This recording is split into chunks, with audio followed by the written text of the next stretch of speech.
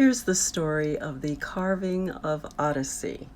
And it was an odyssey, but in a good way.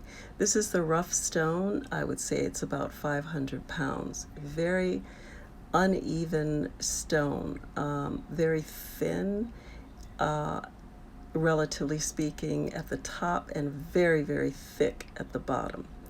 So I get started here, taking off. And at this point, I'm making a little bit of progress. The stone constantly needs to be stood up, turned around, looked at from different angles. You can see how uneven the bottom is because we've got all sorts of shims and things propping it up so that it won't fall. So I know I'm going to have to work on the bottom so it will be able to stand up. You can see in this shot the quartzite. The quartzite is the darker parts. And on its side, we turn it on its side as well. I say we because I had a lot of help turning this stone. Again, it's standing up. I'm looking at the front, the back, making some shapes. Here you can really see that the one end is very thick and the other end is not so thick. So it took a lot of figuring out as far as what to do with that. I had to use a lot of power tools with this stone. Quartzite is much harder than marble. It's harder than granite. It's extremely hard, and it needs diamonds. It needs carbide. So I ordered myself some diamonds and carbide.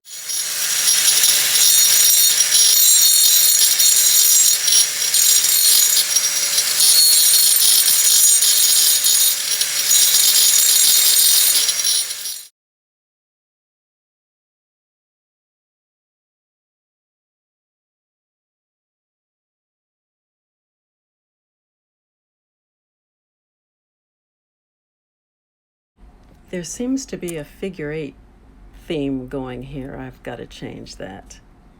Just another position that we've put the stone in for looking at more looking, standing up, turning over. This shape is pretty well what I'd like it to be at this point. So I keep refining it, keep going over it.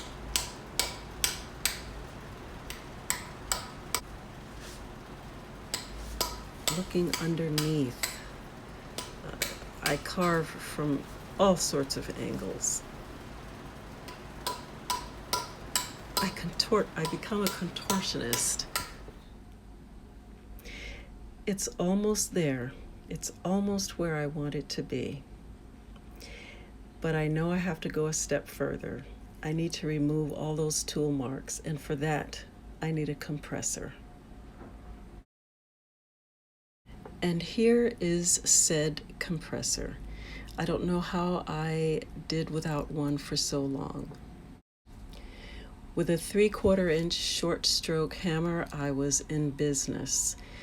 That's about the right size hammer for this size stone. Here's the compressor all hooked up and ready for action. It's the way that I was able to finish this piece. This is a die grinder here actually, and I used a lot of different burrs, changing them back and forth. This is interesting. On the left is what a new carbide burr looks like, and on the right is the way the stone wore it down. I even did unconventional things like put the carbide burrs on my drill. There were times I needed to do that. And now I am about to put the base on. I've drilled two 1/2-inch holes into the bottom of the base. Here I've attached the base and glued felt onto the bottom. I'm waiting for the glue to dry, and then I will trim the felt down.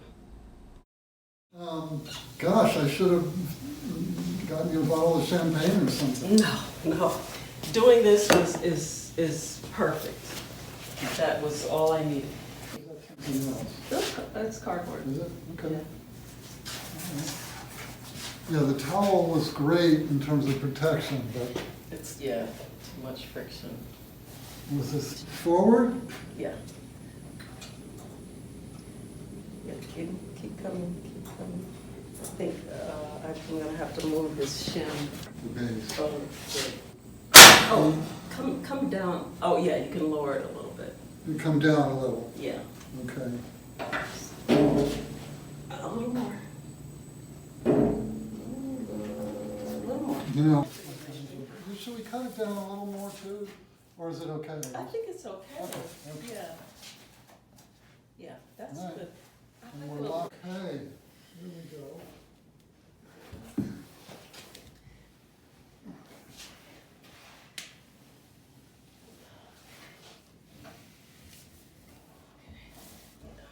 That wasn't Yeah. bad at all. Whew. Okay. Oh, I'm gonna back up. You know what, I think I can just come straight Just through move this way. there. Okay. Okay.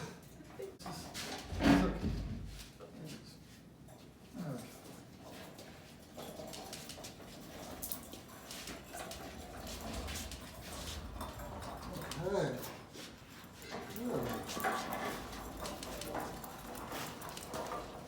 Thank you, thank you, thank you. Are you I good should be there? getting you a bottle of champagne. You a No, bottle no. of- Hey, Oh. I'm here. Oh, You must be thrilled. I am. It just felt like it had consumed my life for a while. Like it was just. Oh, it kind I of didn't did. post on any Instagram, social media. It was like I just can't do it right now. Well, maybe you should now. Now I will. Yeah. It's, can we do one more? Yeah. One more photograph? Yep.